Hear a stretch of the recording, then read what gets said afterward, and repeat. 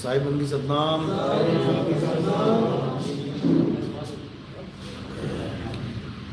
तो परमात्मा की अपार कृपा से आज जसवंत नगर में ये मूल ज्ञान का प्रचार होने जा रहा है।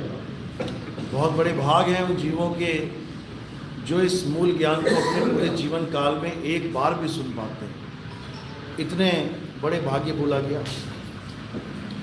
और उससे भी बड़े भाग होते हैं उन जीवों के जो इस मूल ज्ञान को थोड़ा सा भी समझ पाते हैं। क्योंकि सुनना आसान है, आए बैठे घंटा 2 घंटा सुन के चले गए, लेकिन इसको समझना बहुत मुश्किल है। ये जल्दी किसी की समझ में नहीं आता। अगर मालिक की कृपा हो जाए, बंदी छोड़ की दया हो जाए, परमपिता परमात्मा की मुहर लग जाए तो भले ये जीव को समझ में आ जाए, अन्यथा ये ज्ञान किसी के समझ में नहीं आता। इसीलिए इसे अटपट ज्ञान कहा जाता है। कौन सा ज्ञान? अटपट ज्ञान। इसलिए कह रहे हैं अटपट ज्ञान कबीर का और झटपट लखा ना जाए, और जो इसको झटपट लखे तो सब खटपट मिट जाए। यानी ये ऐसा अटपट ज्ञान है कि तुम्हें लगेगा यार ये कैसा ज्ञान है, ये क्या बता रहे हैं, अरे ये तो बिल्कुल उल्टा बता रहे हैं। ये लगेगा उल्टा बता रहे हैं। क्यों?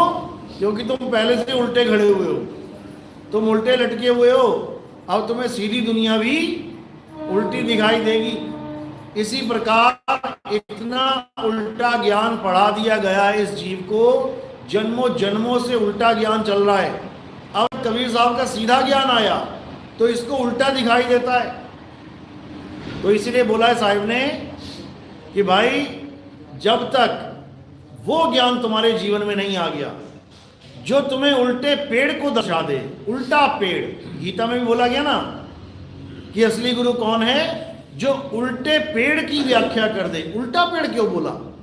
पेड़ तो सीधा होता है, लेकिन यहां पर वो सीधा भी उल्टा दिखाई दे रहा है। तो यानी कि हमें वो उल्टा ज्ञान चाहिए। उल्टा ज्ञान का मतलब होता है जैसे तुम कहीं अपना घर छोड़ के जंगल में चले जाओ। अब अगर तुम सीधे जाते गए, सीधा बोल रहा हूं मैं, सीधे जाते गए तो तुम अपने घर से दूर होते जाओगे। अब अगर तुमने अपने घर वापस जाना है तो क्या करना है? उलट जाना है। जो मुंह इधर था अब इधर को कर लेना है। तो कहने में वो उलट जाना है कि उलट जा, लेकिन असल में वो अपने घर का सीधा मार्ग है। उलट तो तुम चुके हो, उल्टे मार्ग तो तुम पढ़ चुके हो, अब तुम्हें सीधे मार्ग पे डालना है। तो ये सीधा मार्ग तब समझ में आता है मेरे भाई जब कबीर साहब के मूल ज्ञान को हम समझ लेते हैं। इसलिए बोला गया ना, से कंबल भीगे पानी और साहिब कबीर की उल्टी बाणी। तो ये उल्टी उनके लिए है जो खुद उल्टे हुए पड़े हैं, और जो सीधे हैं उनके लिए बाणी सीधी है, बिल्कुल सिंपल साफ। तो आज उसी ज्ञान को समझेंगे जिसके लिए कबीर साहब कहते हैं लाखन में कोई समझ न पई हैं और कोटि मध्य जानेंगे। कहें कबीर सुनो भाई साधो, हमें बिरले हंस पहचानेंगे। आज उस ज्ञान को मंथन करेंगे, आज उस ज्ञान को समझने की कोशिश करेंगे, और परमात्मा की कृपा हो गई तो मेरे भाई एक एक बात समझ में आएगी। और कृपा नहीं है तो सारी उम्र सत्संग सुनते रह जाना, मैं सारी उम्र झक मारता रह जाऊंगा, बताता रह जाऊंगा, लेकिन तुम्हारे बल्ले नहीं पड़ेगी। इसलिए अगर मेरी एक भी बात तुम्हारी समझ में आ रही है तो समझ लेना कि परमात्मा की कृपा हो रही है। ये तभी समझ सकता है ये विवेकी अंश, नहीं तो नहीं जाग पाएगा ये। चलो, तो आज का सत्संग शुरू करने से पहले परमात्मा के नाम पे जयकारा लगाएंगे। बोलिए परमपिता परमात्मा की, सदगुरु बंदी छोड़ कबीर साहिब की, सभी संतों की, सभी भक्तों की, आज के आनंद की, सदगुरु मदनपति साहिब की, दीवान जवाहरपति साहिब की, सदगुरु बैरागपति साहिब की, गलीनापुर धाम की, सकल हंस को बंदगी साहिब बंदगी।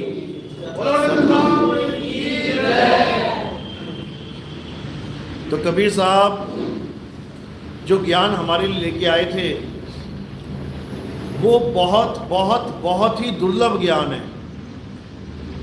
इसे अलभ भी कह देते हैं। संतों की वाणियों में आता है, बाबा नानक कहते हैं जग में नाम अलभ है संतों, यानी जो असली नाम है, नकली नाम नहीं। नकली नाम तो घर घर में चल रहे हैं। जो असली नाम है वो अलभ है। अलभ, अलभ का मतलब होता है जल्दी प्राप्त ना होने वाला, यानी बहुत ही दुर्लभ, ऐसा ज्ञान है ये। लेकिन जब हम दुनिया में नजर मार के देखेंगे तो हमें पता लगेगा कि हर बाबा, हर गुरु, हर चेला, हर संत नाम लेके बैठा हुआ है। गुरु नानक देव के जग में नाम अलभ है, और हर गुरुद्वारे में नाम लिखा हुआ है दीवार पे, वाहे गुरु वाहे गुरु वाहे गुरु। फिर अलभ क्या है, यही समझना है। जग में नाम अलभ है, यानी नाम की वो महिमा, नाम को बताने वाला, नाम के बारे में समझाने वाला कोई जल्दी मिलता ही नहीं है, अलभ है। लेकिन नाम जपवाने वाला, नाम लिखवाने वाला, ये मिटाने वाला, ये तुम्हें घर घर में मिल जाएंगे। हर घर में तुम्हें राम, अल्लाह, वाहिगुरु, गॉड, हर घर में तुम्हें कोई ना कोई नाम मिल जाएगा जिस नाम के सहारे पूरा पूरा परिवार भक्ति कर रहा है। या फिर कोई गुरु वाला है तो उस गुरु के पास बड़ी सहजता से नाम मिल जाएगा और सारे चेले नाम जप रहे हैं। लेकिन ये असली नाम नहीं है, ये सतनाम नहीं है, ये नकली नाम है, ये कृत्रिम नाम है, जिसके लिए बोला गुरु ग्रंथ साहब में। पहले तो बहुत सारे नाम लिख दिए गए भगवानों के, मुरली मनोहर मधुसूदन, हरे कृष्णा, हरे राम, बहुत सारे नाम लिखने के बाद क्या बोला, कृत्रिम नाम कथे तेरे जीपा और सत्य नाम तेरा परापुर बला। कहते कृत्रिम नाम, कृत्रिम नाम यानी नकली नाम, जो इंसानों के द्वारा बनाए जाते हैं, कागज कलम दवात से बनाए जाते हैं, हिंदी उर्दू पंजाबी भाषा में बनाए जाते हैं। ये सब नाम क्या हैं, नकली। कीर्तम नाम कथे तेरे जीपा, अब असली क्या है, सत्य नाम तेरा परा पुरबला। यानी हे परमात्मा, तेरे बोलने लिखने पढ़ने वाले हजारों लाखों करोड़ों नाम तो इंसान बना के बैठ गया, लेकिन जो तेरा असली नाम है, जो तेरा सत्य नाम है, वो परा पुरबला। परा यानी इस तीन लोक से परे, पुरबला यानी संसार बनने से भी पहले था, है और रहेगा। उसे ही सतनाम कहते हैं। बाबा नानक समझा रहे हैं सतनाम क्या है, आदि सच, जुगाद सच है नानक, होसी भी सच। यानी असली नाम वो है जो दुनिया बनी भी नहीं थी, इंसान बना भी नहीं था, ये देवी देवता पैदा भी नहीं हुए थे, तब भी वो नाम था। आद सच, जुगाद, ये जुगो जुग बीत जाएंगे, खत्म हो जाएगा सारा खेल, फिर भी वो हमेशा रहेगा। है भी सच नानक, होसी भी सच, वो सच था, है और रहेगा। उसका ना तो कभी जन्म होता है, ना ही उसकी कभी मृत्यु होती है, ना उसको कोई लिख सकता है और ना ही उसे कोई मिटा सकता है। लेकिन तुम्हें जितने भी नाम दिए जा रहे हैं गुरुओं के द्वारा, तुम लिख भी सकते हो और मिटा भी सकते हो। इसीलिए अंग number 340, page number 340 Guru Granth साहब पे कबीर साहब ने क्या बोला, ओंकार आदि में जाना, लिखे और मेटे ताही ना माना।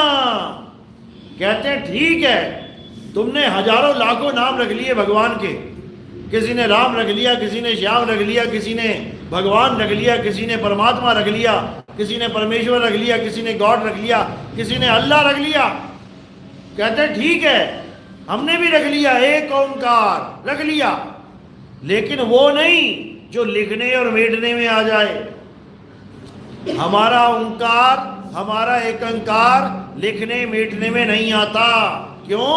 क्योंकि वो एक वस्तु है, नाम नहीं है।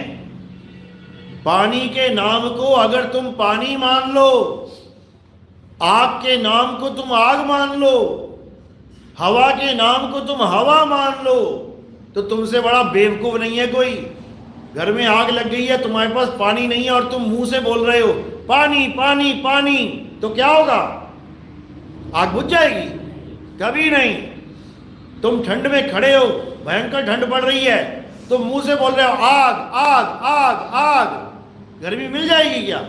कभी नहीं। गर्मी में सड़ रहे हो तुम और तुम बोलने लग जाओ ठंडी हवा ठंडी हवा ठंडी हवा, तो क्या ठंडी हवा मिल जाएगी तुम्हें? कभी नहीं। जब हमें ये नाशवान वस्तुएं तक नहीं मिल पा रही हैं जाप से, तो हमें वो परमात्मा कैसे मिल सकता है? नहीं मिल सकता। इसीलिए कबीर साहब ने बोला, मोको कहाँ ढूंढे रे बंदे, मैं तो तेरे पास में, ना मैं जप में, ना मैं तप में, ना एकांत निवास में। यानी जो मुझे जप में तप में ढूंढ रहा है, वो अपना जन्म बर्बाद कर रहे हैं, उनका जन्म बर्बाद हो जाएगा। और आजकल के अधूरे गुरुआ लोग क्या कह रहे हैं, अगर तुम नाम जपोगे तो तुम्हारा जन्म सफल हो जाएगा। कबीर साहब कह रहे हैं नाम छोड़ दे, और ये गुरुआ लोग कह रहे हैं नाम जप ले। कैसे मैच हो जाएगा काम? इसीलिए कबीर साहब की वाणी उल्टी लगती है कि दुनिया इधर को जा रही है, ये अकेला कबीरपंथी इधर को जा रहा है। सारी दुनिया ये कर रही है, ये अकेला कबीरपंथी ये कर रहा है, क्योंकि कबीर साहब का ज्ञान ही उल्टा है। लेकिन उल्टा कैसे है? तुम्हें उल्टा के वापस घर पहुंचाने वाला है। इसीलिए कह रहे हैं, क्या बोल रहे हैं? उलट समानी आप में प्रगति ज्योत अनंत, साहिब सेवक एक संग, खेले सदा बसंत।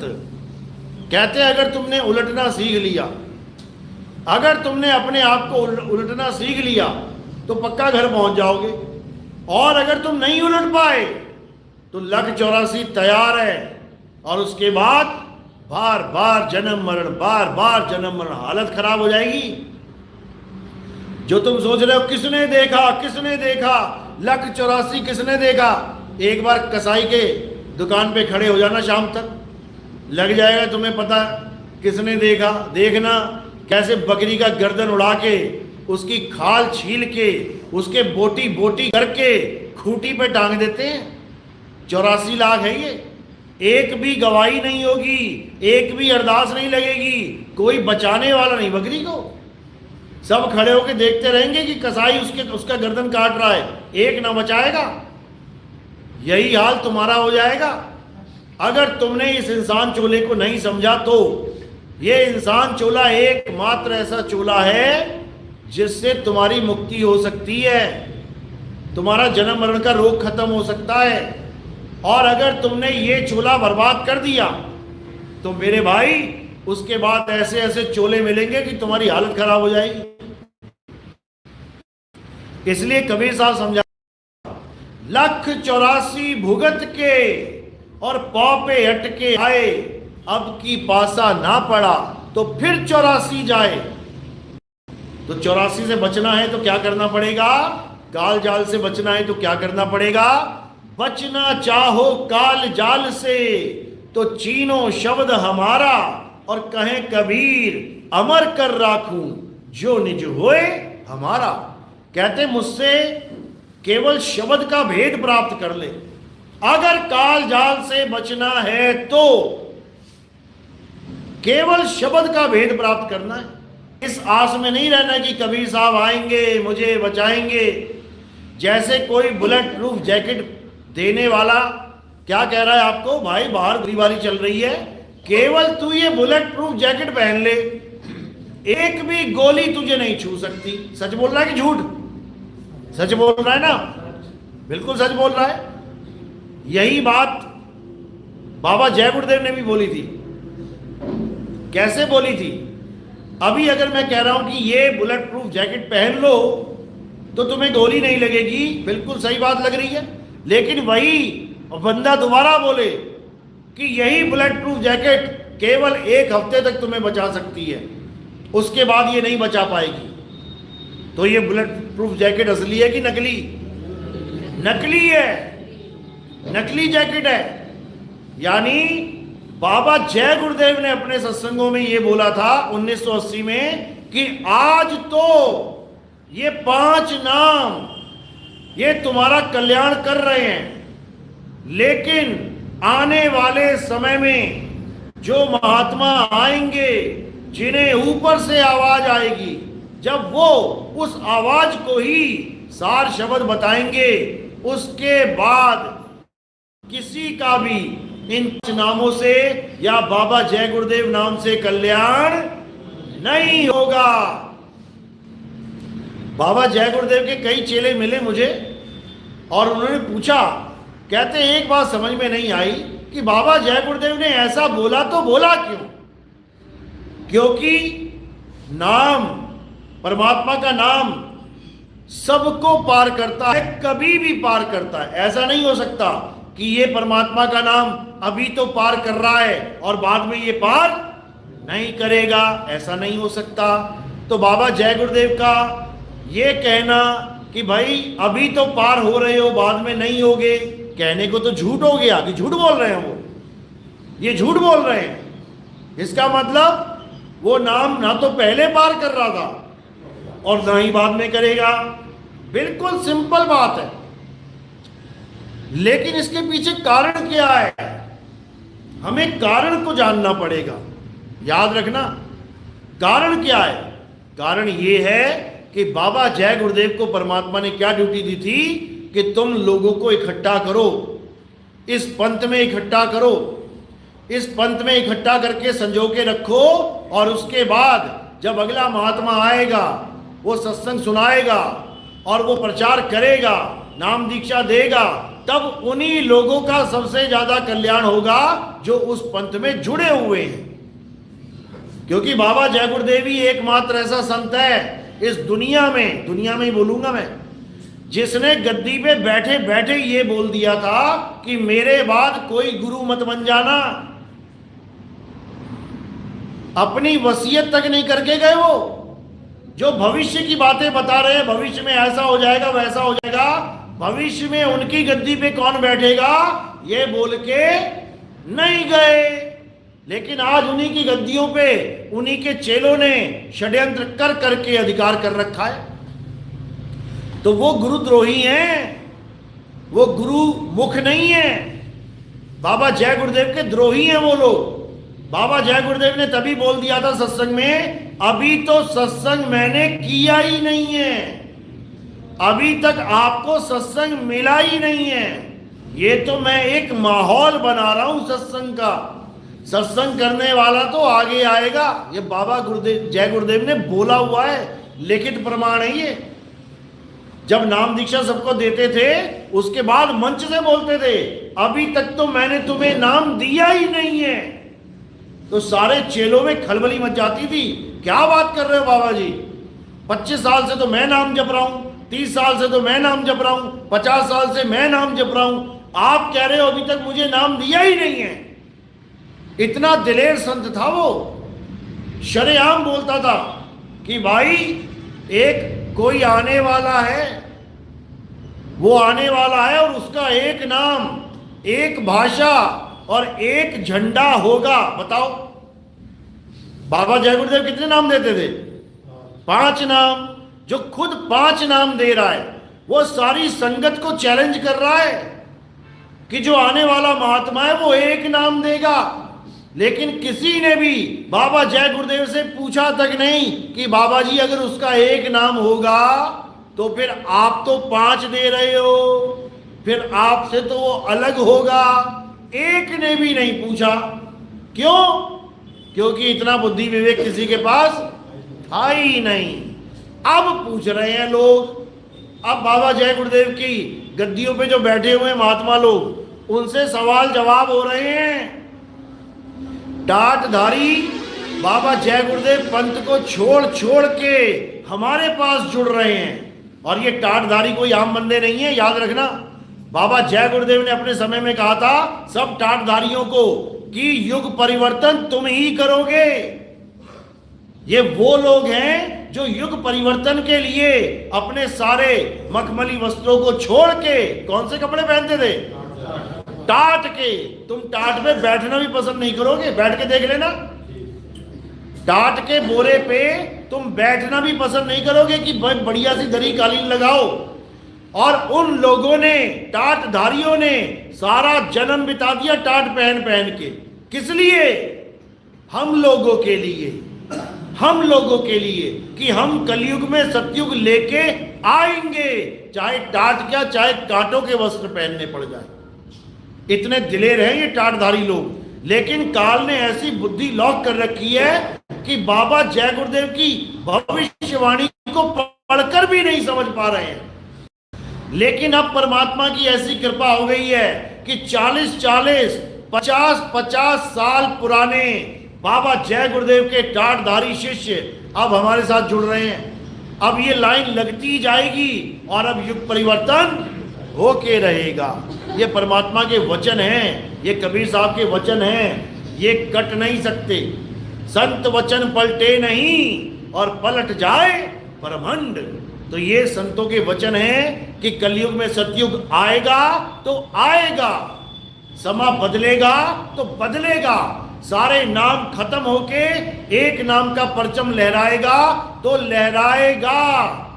कोई माई का लाल इसे रोक नहीं सकता, क्योंकि ये किसी आदमी के नहीं, ये संतों के वचन है, परमात्मा के वचन है। तो कैसे सतयुग आएगा? जब तक हमें यही नहीं पता लगा तो आएगा कैसे? आ ही नहीं सकता।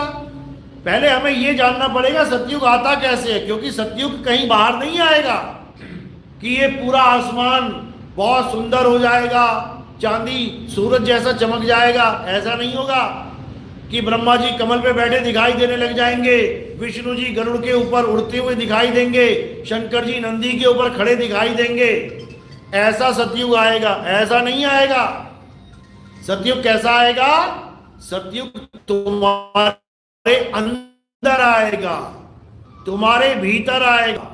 तुम्हारा मन जो अभी कलयुग में बैठा हुआ है, यही पलट के कहते कागा से हंसा किया करत न लागी वार। यही तुम्हारे अंदर जितने विकार है, जितनी भी तुम्हारे अंदर मैल है, ये सब दूर हो जाएगी और तुम खालिस बन जाओगे, खालिस। इसीलिए बोला है कि राज करेगा खालसा, आकी रहे ना कोई। यानी एक राज ऐसा आएगा, ये नहीं बोल रहे कि किसी पगड़ी वाले का राज आएगा, किसी सिख भाई का राज आएगा, कि कोई सिख भाई प्रधानमंत्री बन जाएगा या कोई राजा बन जाएगा। यहां कह रहे हैं राज करेगा खालसा। राज का मतलब क्या है? राजा की गद्दी पे बैठेगा जाके। और कौन बैठेगा? खालसा। खालसा का मतलब ये नहीं खालिस्तानी वाले। खालसा का मतलब क्या है? जो शुद्ध हो जाए, जो निर्मल हो जाए, जो मल से रहित हो जाए, वो खालसा है। तो राज कैसे करेगा? वो राजा की गद्दी पे जाके बैठ जाएगा। राजा की गद्दी कहां लगी है? कबीर साहब समझा रहे हैं, अब तो जाए चढ़े सिंहासन, मिले हैं सारंग पानी, राम कबीरा एक भय हैं, कोई ना सके पहचानी। तो हो गया ना राज। जो पहले भिखारी बना घूम रहा था, आज वो सिंहासन पे बैठ के राजा के साथ राजा ही हो गया। तो राज करेगा खालसा। यानी जो अपने विकारों को खत्म करता जाएगा, जो काम क्रोध लोभ मोह अहंकार को मारता जाएगा, जो इन 52 अक्षरों से बाहर होता जाएगा, जो इन 5 तत्वों से न्यारा होता जाएगा, जो इन 5 तत्व 25 प्रकृति 3 गुण से न्यारा होता जाएगा, वही खालसा कहलाएगा, वही राज करेगा। और एक ऐसा राज होगा जिसको अटल राज बोला है, कि उसके बाद अटल राज है, उसके बाद उसे कोई गद्दी से नहीं उतार सकता। ये संतों के वचन हैं। लेकिन ये तब समझ में आते हैं मेरे भाई, जब हम संतों की शरण में जाते हैं। तो क्या करना है? अब हमें ऐसा नाम याद करना है, ऐसा नाम ध्याना है जो लिखने बोलने पढ़ने में नहीं आता, जो 52 अक्षरों में नहीं आता। ये जितने भी बाबा लोग 52 अक्षरों का खेल खेल रहे हैं, ये सब जीवों के साथ अत्याचार कर रहे हैं, ये उनका शोषण कर रहे हैं, ये 52 अक्षरों के जाल में उसको फंसा रहे हैं। कबीर साहब क्या कह रहे हैं? 52 अक्षर लोक त्रय, सब कुछ इन ही माही, ये आखर खिर जाएंगे, वो आखर इनमें नाही। अब कितना बोले? अब और क्या बोले? बोल तो दिया कि ये आखर इनमें नाही, लेकिन मोटी बुद्धि, जड़ बुद्धि, ये जीव समझ ही नहीं पा रहा है। कबीर साहब ने बार बार भाग के सुना दिया कि 52 अक्षर जोरे आन, सकिया ना अक्षर एक पहचान। उन्होंने भाग के सुना दिया, लेकिन ये मूर्ख जीव समझ ही नहीं पा रहा है। इसीलिए साहिब ने कहा आदि नाम हम भाग सुनाया, और ये मूर्ख जीव समझ नहीं पाया। समझने की बात है ये, तुम्हें समझ बूझ के चलना पड़ेगा, बूझना पड़ेगा। बूझना यानी निबेड़ा करना पड़ेगा, सत्य सत्य का निबेड़ा करना पड़ेगा, खोजबीन करनी पड़ेगी, तभी सतनाम मिलेगा, नहीं तो नहीं मिलेगा। कोई तुम्हें ओम सोंग पकड़ा देगा सतनाम बोल के, कोई तुम्हें श्वासों का अजपा जाप पकड़ा देगा सतनाम बोल के, कोई तुम्हें चक्र जागरण में लगा देगा सतनाम बोल के, कोई तुम्हें श्वासों में उलझा देगा सतनाम बोल के, कोई तुम्हें नाभि में अटका देगा सतनाम बोल के, कोई तुम्हें नाक पे बैठा देगा। नाक को देख रहे हैं, बताओ 24 घंटे। अरे आंख है तो नाक है, आंख नहीं तो नाक भी नहीं, कैसे देखोगे? इतना भी नहीं समझ में आ रहा है इन लोगों को, और बस भरमते चले जा रहे हैं। कोई तुम्हें आसमान में ये हिलती हुई लड़ियां दिखा देगा। किस किसने देखी हैं? आसमान की तरफ देखो, हिलती हुई लड़ियां दिखाई देती हैं, डब्बा डब्बा डब्बा, छोटा छोटा, कभी तीर कमान बन जाएगा, कभी धनुष बन जाएगा, कभी सांप जैसा बन जाएगा। इधर देखोगे इधर इधर भागेगा, इधर देखोगे इधर भागेगा। देखा कभी? क्या कहते हैं उसको? हमारे यहाँ झालर कहते हैं। वो झालर लटकी हुई हैं, ऐसे ऐसे गुरु हैं जो क्या कहेंगे, बस झालर को एक एक एक एक जगह टाक कर दो, बस टिका दो। मतलब हिल रही है तो यानी भक्ति नहीं बन रही है। एक जगह देखते रहो, देखते देखते टिका लो तो समझ लो सुरति स्थिर हो गई। अरे हुई कहाँ? उस रस्सी में हो गई, तो रस्सी में का फांसी लगानी है कि जाके स्थिर करके? इतना भी नहीं समझ रहे हैं कि जब तक तुम किसी चीज को देख रहे हो तब तक तुम अपने आप को नहीं जान पा रहे हो। जब तक तुम दृष्टा हो तब तक तुम अज्ञान में हो। इसलिए अब क्या करना है? दृश्य और दृष्टा का खेल खत्म करके अपने आत्म स्वरूप को जानना है। किसी और को नहीं देखना, मैंने किसको जानना है? खुद को। जैसे एक कुत्ता कमरे में बैठा है, कितने कुत्ते हैं? एक। अब उसके आगे शीशा लगा दो, कितने हो गए? 2। बस यही भरम है, यही भरम है कि 2 हो गए। जो कहता है 2, फिर वो भटकेगा। कुत्ता एक ही है, आगे शीशा लगाया, शीशे में थोड़ी नहीं कोई असली कुत्ता आ गया, वो तो नकली है। वहां पर एक ही कुत्ता, लेकिन भ्रमित होके 2 मान बैठा है। तो क्या कर रहा है? भौंक रहा है। जब तक खुद से भिन्न परमात्मा को ढूंढेगा तब तक भौंकता ही रहेगा। खुद से भिन्न का मतलब ये नहीं कि तुम जीव को परमात्मा मान लो। खुद से भिन्न का मतलब है पहले खुद को जान लो कि तुम हो क्या, तुम्हारा सत्य स्वरूप है क्या, तुम्हारा असली नाम है क्या, तब जाके तुम भक्ति कर पाओगे। तो हमारा असली नाम क्या है, हमारा स्वरूप क्या है? कबीर साहब क्या कहते हैं? कहते सत्य स्वरूपी नाम साहिब का, सो निज नाम हमारा। यानी अगर कोई हमें पूछे कि तुम्हारा निज नाम क्या है, तो हमने कोई नाम नहीं बताना है कि मेरा नाम नितिन है, मेरा नाम सुरेंद्र है, मेरा नाम महेंद्र है, ये नहीं बताना है। अगर कोई पूछे आपका निज नाम क्या है, तो आपने क्या बताना है? सत्य स्वरूपी मेरा निज नाम है। सत्य स्वरूपी नाम साहिब का, सो निज नाम हमारा, यानी मेरा नाम क्या है? सत्य ही मेरा नाम है, सत्य स्वरूप ही मेरा नाम है, इसलिए मेरा नाम सतनाम है। ये किसी काल भगवान का नाम नहीं है, ये किसी अक्षर पुरुष का नाम नहीं है। अरे जहां लग ही सत गया हो का ही हो जाता है सत नाम। यानी हे परमात्मा, एक तू सच्चा और तेरा नाम सच्चा। तो सच्चा नाम को ही पंजाबी में सतनाम कहते हैं। समझ में आ रही बात? इसी सतनाम का चक्कर है सारा। यही अधूरे गुरुआ लोगों ने ओम सोहम को सतनाम बता बता के काल भगवान और अक्षर पुरुष की पूजा करवा ली। सारी उम्र खाते रहो धक्के। लेकिन कबीर साहब क्या समझा रहे हैं? कबीर साहब कह रहे हैं सतनाम काल भगवान का अक्षर पुरुष का नाम नहीं है भाई। सतनाम वो फुल एंड फाइनल नाम है जो हमें सतगुरु देते हैं। तो क्या कह रहे हैं? सतगुरु सोई सतनाम बतावे और बाकी गुरु कोई काम ना आवे। तो अगर सतगुरु वो है जो सतनाम देता है, तो फिर सार नाम और सार शब्द देने वाले को कौन सा गुरु कहेंगे भाई? किसकी बात कर रहा हूं पता है ना? रामपाल जी महाराज की। वो कहते हैं कि सतनाम के बाद तुम्हें सार नाम मिलेगा, सार शब्द भी मिलेगा। अब सतनाम की महिमा तो गा रहे हैं क्योंकि कबीर सागर में लिखी है, लेकिन सतनाम को जान नहीं पा रहे हैं। सतनाम को देने के बाद भी क्या कहते हैं कि सतनाम से मुक्ति नहीं होगी तुम्हारी।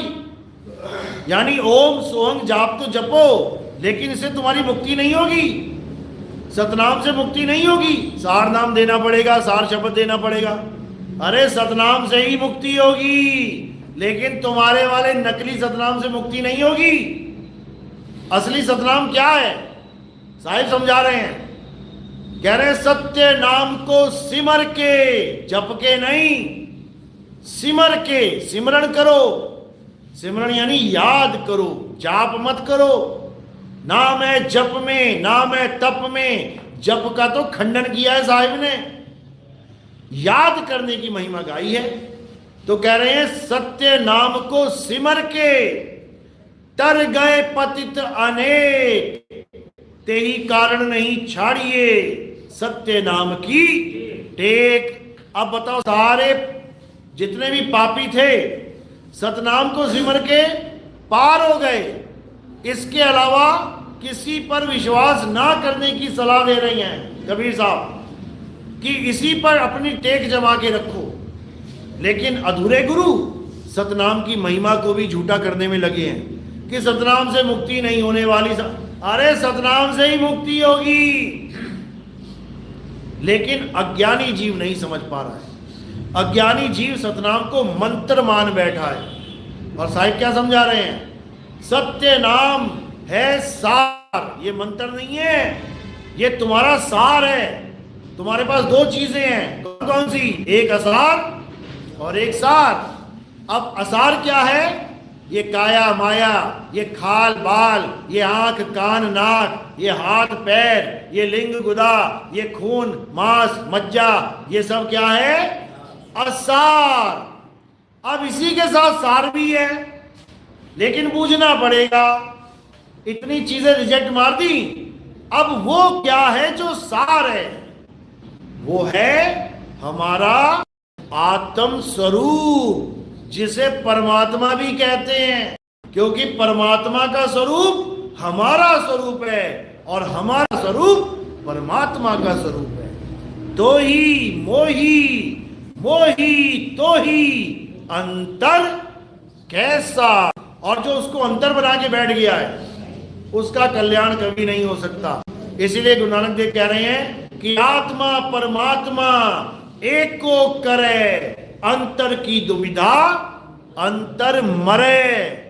यानी ऐसा गुरु मिल जाए जो दोनों को एक कर दे, अंतर ना छोड़े बीच में, तब समझ लो कि अब कल्याण होगा, अन्यथा ये जन्म ऐसे ही बर्बाद हो जाएगा। तो साहिब क्या, साहिब यही समझा रहे हैं कि सतनाम तेरा स्वरूप है, सतनाम कोई मंत्र नहीं है। तो क्या कह रहे हैं?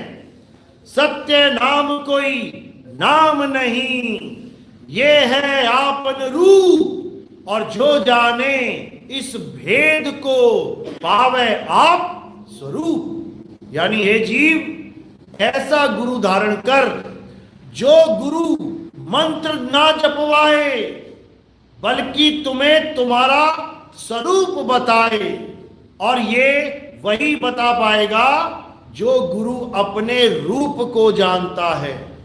जिसे अपने रूप की खबर है वो तुम्हें तुम्हारे रूप की खबर भी दे देगा।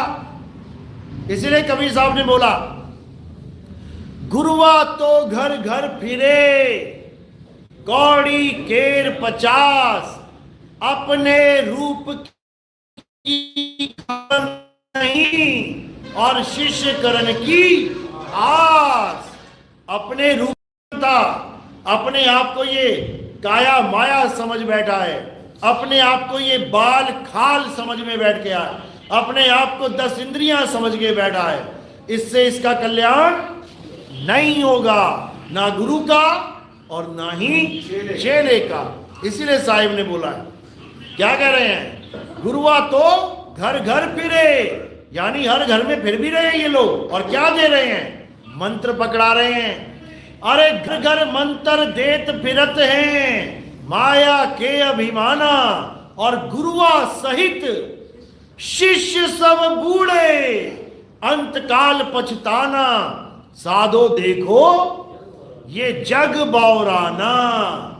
जग केवल कबीर पंथ नहीं, केवल नानक पंथ नहीं, केवल धर्मदास पंथ नहीं, केवल दादू पंथ नहीं, केवल भीखा पंथ नहीं, केवल कमाल पंथ नहीं, केवल पलटू पंथ नहीं, सारे पंथ क्या दे रहे हैं आज के टाइम में?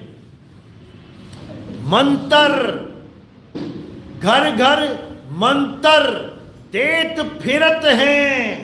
यानी तुम्हें नाम दे रहे हैं, कौन से? जपने वाले।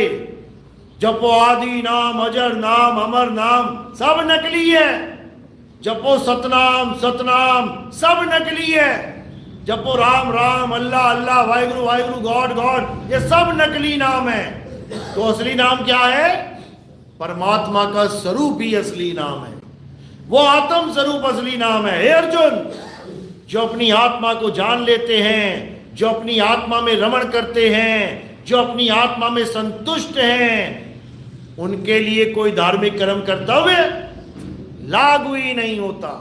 यानी उसे कोई नाम जपने की जरूरत नहीं, उसे कोई पूजा पाठ करने की जरूरत नहीं, उसे कोई हवन यज्ञ करने की जरूरत नहीं, उसे किसी भी प्रकार का कोई कर्म कांड करने की जरूरत नहीं है। तो क्या करना है? केवल आत्मा में रमण कैसे करना है, बस इसकी जानकारी मिल जाए। कोई लाख बार कहे कि राम राम जप लो, 10 करोड़ बार, तुम्हें आत्म ज्ञान हो जाएगा, आत्मा में रमण कर जाओगे, नहीं हो सकता। कोई लाख बार कह ले कि राधे राधे जपने से तुम्हें आत्म ज्ञान हो जाएगा, 10 करोड़ बार जप लो, नहीं हो सकता। कोई कहे अल्लाह अल्लाह करने, वाहिगुरु वाहिगुरु करने से तुम्हें आत्म ज्ञान हो जाएगा, तुम्हारी मुक्ति हो जाएगी, नहीं हो सकती। कारण क्या है? कारण है ये नकली नाम, ये 52 अक्षरी नाम, ये हाथ से लिखे जाने वाले नाम। बाबा नानक तभी बोले थे, कहते हैं अखा वाजो वेखना, यानी जो असली नाम है उसको हम आंखों से नहीं देख सकते। ये जितने भी गुरु नाम दे रहे हैं असली असली बोल के, ये सब नाम लिखने पढ़ने वाले हम आंखों से देख सकते हैं। हो गया नकली नाम। तो कह रहे हैं अखा वाजो वेखना, बिन कन्नी सुनना, यानी असली नाम, सतनाम, सच्चा नाम हम इन कानों से नहीं सुन सकते, क्योंकि वो कानों का विषय ही नहीं है। तो कह रहे हैं अखा वाजो वेखना, बिन कन्नी सुनना, ऐरा वाजो चलना। कई लोग कहते हैं बाबा जी आएंगे, लेके जाएंगे। कैसे लेके जाएंगे? अब बाबा जी आए हैं और लेके जाएंगे तो पैदल ही लेके जाएंगे, गरीब बाबा होगा तो पैदल लेने आएगा, अमीर बाबा होगा तो कार में लेने आएगा। कई मरने वाले लोग कहते बाबा जी आ गए, गड्डी लेके आए ने। बताओ, मतलब कार भी आ रही है बाबा जी की, कार लेके जाएंगे कहाँ? कार के लिए कौन सी सड़कें बना रखी है सतलोक में? तो इतना बुरा हाल हो चुका है इस जीव का कि फूटी आंख विवेक की और लखे न संत असंत और जसके संग 10-20 हैं वाह को नाम महन। आजकल क्या ट्रेंड चल रहा है? आजकल पैसा दे के संगत बुलाई जा रही है, 500-500 रुपया दे के बैठा देते हैं संगत में और यूट्यूब चैनल पे डाल देते हैं, देखो कितने चेले हो गए हमारे। क्यों? क्योंकि भेड़ को देख के भेड़ फंसती है। अब भेड़ फंसेगी तो क्या देगी? अरे कितनी सारी भेड़ें खड़ी हैं, मैं भी घुस जाऊं उसमें। कबूतर देख के कबूतर फंसता है। कबूतर उड़ाने वाले क्या करते हैं? एक कबूतर पालते हैं, केवल 1 से 100 कर लेते हैं। कैसे? कबूतरी पाल लेते हैं और उसके बाद छतरी पे रख देंगे उसको पैर बांध के। अब उड़ता हुआ कबूतर देखेगा, क्या बात है, कबूतरी बैठी है, जाके वो वहां बैठ जाएगा। अब कबूतरी उड़ नहीं सकती, वो भी नहीं उड़ेगा। 500 रुपए वाली भीड़ महात्मा करने लग गए हैं, ये ट्रेंड चल पड़ा है। तो ऐसे लोगों से बच के रहना है, सावधान रहना है और अपनी विवेक को, अपनी विवेक शक्ति को एकदम चौकस कर लेना है, एकदम जगा लेना है। तो कह रहे फूटी आंख विवेक की और लखे न संत असंत और जाके संग 10-20 हैं वाको नाम महंत। यानी कभी भी भीड़ देखकर नाम दीक्षा नहीं लेना है कि इतने लोग ले रहे हैं, पागल थोड़ी नहीं है। अरे इतने पागल है, तू भी जुड़ जाएगा एक, और तुझे देख के और एक और जुड़ जाएगा। इसलिए विवेक जगा, समझ जा कि ये 52 अक्षर किसी का कल्याण नहीं कर सकते। अरे जो अपना नाम खुद नहीं बोल सकते, लिख दो दीवार पे राम, उस राम से पूछो क्या क्या लिखा हुआ है, क्या नाम है आपका? वो राम बोलेगा कि राम है? तुम कबीर लिख दो दीवार पे, क्या कबीर अक्षर लिखने के बाद अक्षर बोलेंगे कि मैं क्या लिखा हूं? तो सोचो, जो खुद बोल नहीं सकते वो तुम्हारा कल्याण क्या करेंगे? कल्याण कौन करेगा? आत्मदेव करेगा। ये मुर्दा नाम है और वो जिंदा राम है। आत्मदेव कौन है? हाजिर नाजिर जिंदा राम। इस नाम का पंथ चल रहा है, हाजिर नाजिर जिंदा राम। और जब सारे मंत्र रहे हैं, मुर्दा राम जप रहे हैं, मुर्दा राम जप रहे हैं और जयकारा जिंदा राम का लगा रहे हैं। कमाल कर दी। तो कबीर साहब ने कोई कमी नहीं छोड़ी है भाई, केवल तुम्हारी समझ की कमी है। कह रहे जाके जीव जैसी बुद्धि होई और कहे कबीर जानेगा सोई। कहते मैंने तो अपनी वाणी रख दी सामने, अब जैसी जिसकी बुद्धि विवेक है, मेरी वाणी को वैसे ही पढ़ के वैसे ही समझ लेगा। वाणी है सोई गुरु पूरा कहावे, 2 अक्षर का भेद बतावे, एक छुड़ावे एक लखावे, तब प्राणी निज घर को जावे। ये वाणी मदन साहिब की कई संतों ने ली, राधा स्वामी वालों ने ली। अपने ग्रंथ में क्या व्याख्या कर दी कि वो 2 अक्षर वो पार ब्रह्म में जाके मिलेंगे। बताओ, अपनी बुद्धि लगा रहे हैं कि सोई गुरु पूरा कहावे, अपने गुरु को पूरा गुरु बनाने के लिए इस वाणी की व्याख्या कर रहे हैं, जबकि देते 5 नाम है और वाणी खोल रहे हैं 2 अक्षर वाली। अरे 2 अक्षर तुमने कहां बताया आज तक संगत को? एक भी राधा स्वामी का भगत अगर ये कह दे कि मैंने बाबा जी के सत्संगों में 2 अक्षर की बहुत महिमा सुनी है, नाम बदल दूंगा मैं अपना। समझ लेना, वहां पर 5 नाम की महिमा चलती है, 5 शब्द की महिमा चलती है, 2 अक्षर की महिमा नहीं चलती। लेकिन अपने आप को सर्वश्रेष्ठ सिद्ध करने के लिए उन्होंने हमारे मदन साहिब की वाणी अपने ग्रंथ सत्य संत मत प्रकाश भाग 4 में छाप दी। और क्या लिख दिया? वो 2 अक्षर क्या हैं? वो पार ब्रह्म में मिलेंगे। यानी जब तुम मर जाओगे और पार ब्रह्म में पहुंचोगे तब तुम्हें वहां 2 अक्षर मिलेंगे। अब इतनी भी बुद्धि नहीं है कि वाणी आगे कह रही है एक छुड़ाए, अब वो 2 में से छुड़वाओगे किसको, ये भी तो बताओ।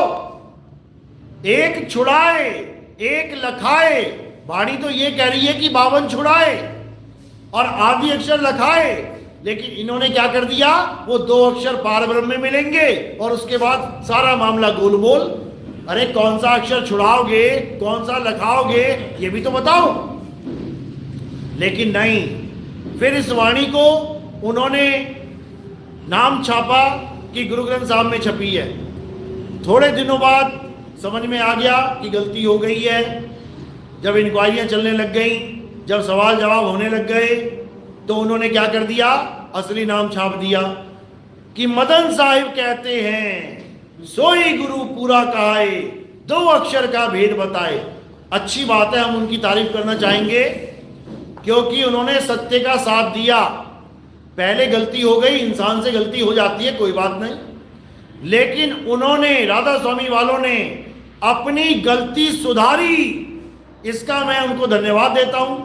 लेकिन वही वाणी जब रामपाल जी महाराज ने ले ली, अब उन्होंने क्या व्याख्या कर दी, सोई गुरु पूरा कहावे, 2 अक्षर का भेद बतावे, एक छुड़ावे एक लखावे, तब प्राणी निज घर को जावे। क्या बना दिया उन्होंने, इन 2 अक्षर को ओम सोम बना दिया। अब वाणी कह रही है एक छुड़ावे एक लखावे, अब इन्होंने ना कुछ छुड़वाया ना कुछ लखाया और ओम सोहंग मंत्र रटवा दिया, जबकि ये भी ना जान पाए कि ओम और सोहंग अक्षर नहीं शब्द है। कितने अक्षरों से बना है ओम, आ उ म, 3 अक्षरों से ओम बन गया, और सोहंग सा, ओ की मात्रा हा ग 4। इतना भी नहीं समझ पाए कि ये 4 अक्षरों का मेल है और वो 3 अक्षरों का मेल है, और उठा के इनको 2 अक्षर बना दिया।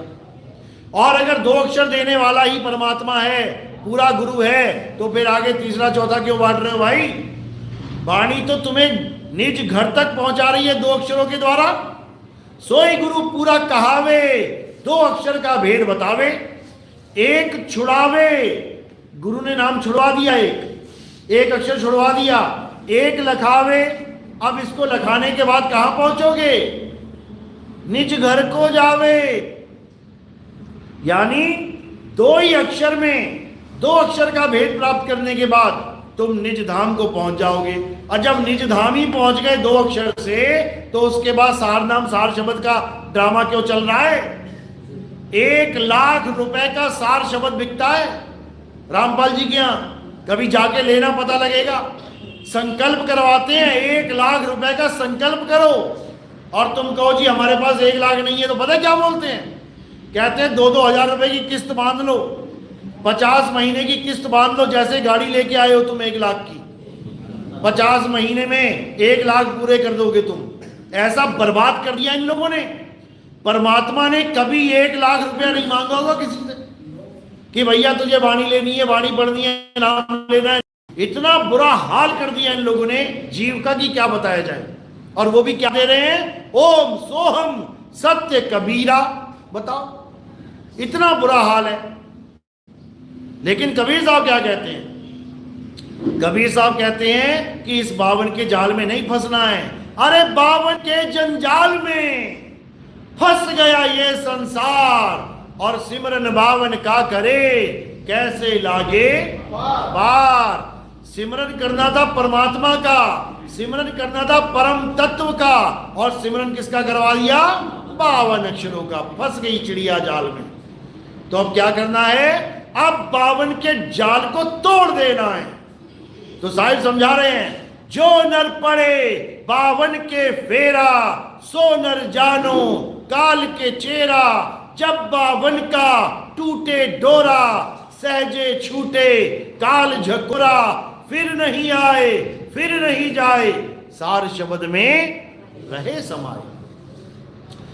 बिल्कुल क्लियर कर दिया है कि जो 52 अक्षरी नाम देके कहता है कि सारी उम्र जपो, वही काल का दूत है। और जो तुम्हारे 52 अक्षरों को काट दे वही परमात्मा का हंस है। इसीलिए बोला एक छुड़ाए। ये जितने 52 अक्षर जप के बैठे हुए हैं लोग, इसको छुड़वा दे। एक लखाए, उस परमपिता परमात्मा के सच्चे नाम का, उस आदि नाम का, उस अजर नाम का, उस अमर नाम का लखाव करवाए, यानी उस तत्व ज्ञान को पकड़ाए और उसी तत्व का ध्यान धरते धरते तुम भी वही हो जाओगे। अब करना कैसे है? अब माला वाला नहीं जपनी है, छोड़ दो, माला फेंक दो। अरे भला हुआ मेरी माला टूटी, मैं राम भजन से छूटी, मेरे सिर से टली भला। भला है ये, भगवानों के नाम भला है। तुम्हारे सिर पे नाच रही है ये बला। अब क्या करना है?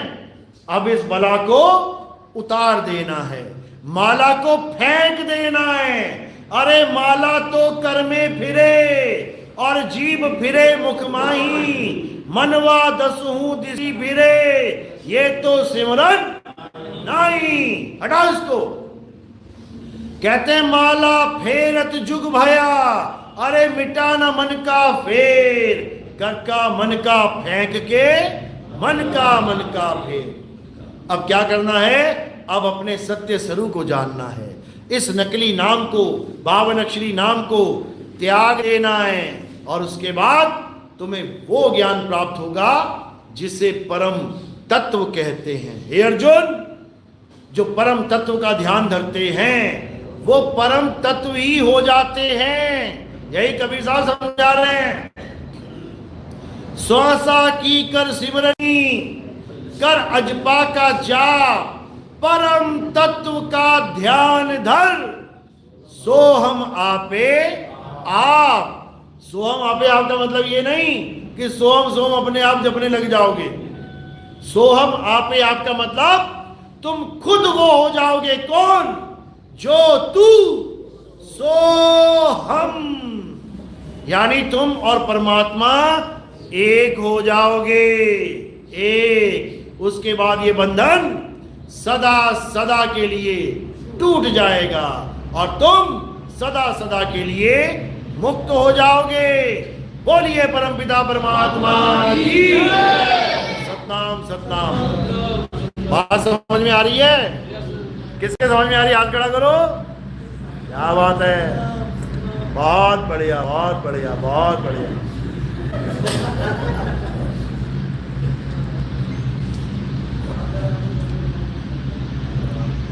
तो ऐसे ही विवेक जगा के रखना है और आत्म तत्व को जानना है। आत्म तत्व ही परम तत्व है और आत्म तत्व को जानेगा कौन? ये जीव जानेगा। जीव जीव और आत्मा को एक मत समझ लेना। जीव चलायमान है, चलता है, और आत्मा अचल है। अध्याय 2 24वां श्लोक। हे अर्जुन, ये आत्मा अछेद्य है, अदा है। ये आत्मा अचल है, ये कभी नहीं चलती, ये अडोल है, सदा स्थिर रहने वाली है। इस आत्मा को ही सत्य सनातन कहते हैं। चलो अब आरती का समय। आरती कैसे करते हैं समझ लो। हमारे यहाँ किसी भी फोटो की, कैलेंडर की, कोई मूर्ति की आरती नहीं होती। अगर कोई कबीरपंथी नहीं है, वो कबाड़पंथी, अगर कोई कबाड़पंथी तुझसे किसी कबीर साहब की फोटो की पूजा करवाए, आरती करवाए, तो याद रखना वो तुम्हें बर्बाद कर रहा है। कबीर साहब ना तो कोई फोटो है और ना ही कोई शरीर है। क्या कह रहे हैं कबीर साहब? मेरे सत्य स्वरूप को जानो। हमारा स्वरूप क्या है? हम हैं शब्द शब्द हम माही, हमसे भिन्न और कछु नाही, शब्द न बिन से देही, कहे कबीर शब्द से नहीं। तो अब कबीर साहब को शरीर नहीं मानना है। कबीर साहब शब्द हैं और अपने आप को भी शरीर नहीं मानना है। तुम क्या हो? सुरत हो। तुम अभी जीव हो, अविनाशी हो, लेकिन अपने स्वरूप को नहीं जान रहे हो। इसलिए भटक रहे हो। अब क्या करना है? अब जीव से पीव हो जाना है। कैसे होंगे? क्या बोल रहे हैं? अरे कोटि तो ब्रह्मा भय और कोटि भय ईश, साहिब तेरी बंदगी से जीव होए जगदीश। तो ये फूल कहां रखने हैं? मेरे सिर के ऊपर। सिर के ऊपर क्यों रखने हैं? क्योंकि पैरों की उंगलियों से लेके सिर की चोटी तक ये क्या है? नाशवान शरीर। और हमने आरती किसकी करनी है? अविनाशी आत्मा की। तो अविनाशी आत्मा कौन है? कबीर साहब समझा रहे हैं, संत हमारी आत्मा, हम संतन के जीव, संतन हम में रम रहे, जीव माखन में घी। तो हमारे यहाँ संतों को शरीर नहीं माना जाता, हमारे यहाँ गुरु को काया नहीं माना जाता, हमारे यहाँ गुरु शब्द है। हर का सेवक हर के जैसा, भेद न जानो मानस देहा। यानी मानुष देह को देख के भेद मत समझ लेना। हरि का सेवक हर ही जैसा, यानी परमात्मा शब्द है तो उसका दास भी शब्द ही है। जब वो अपने स्वरूप को प्राप्त कर ले तब। तो हमारे यहाँ शब्द गुरु की आरती होती है। एक एक करके आरती में आएंगे। कोई प्रचार में योगदान करना चाहेगा, सेवा देना चाहेगा तो पैरों में रखना है। इस सेवा का हम क्या करते हैं समझ लो। हमने कोई आश्रम नहीं बनाया, हमने कोई अपना स्थान नहीं बनाया। हम 12 महीने 24 घंटे 7 दिन हम भ्रमण करते हैं। रोज हमारा सत्संग होता है। हर नए शहर में, हर नए जिले में, हर नए गांव में हम चलते रहते हैं, चलते रहते हैं, चलते रहते। साधु तो चलता भला। तो ये पैसा कहाँ लगता है? ये प्रचार प्रसार में लगता है। और हमारा प्रोग्राम आता है टीवी में, साधना चैनल पे, ईश्वर टीवी में। हमने कुछ एड्स दे रखी हैं चलाने के लिए, उसमें भी बहुत सा पैसा देना पड़ता है। तो हम वो पैसा कहाँ से लाते हैं? जो आप सेवा में दान देते हैं वही हम आगे ट्रांसफर कर देते हैं। इससे क्या होता है? पैसे की जरूरत नहीं है, खत्म नहीं होगा खा खा के। तो जीवों की माया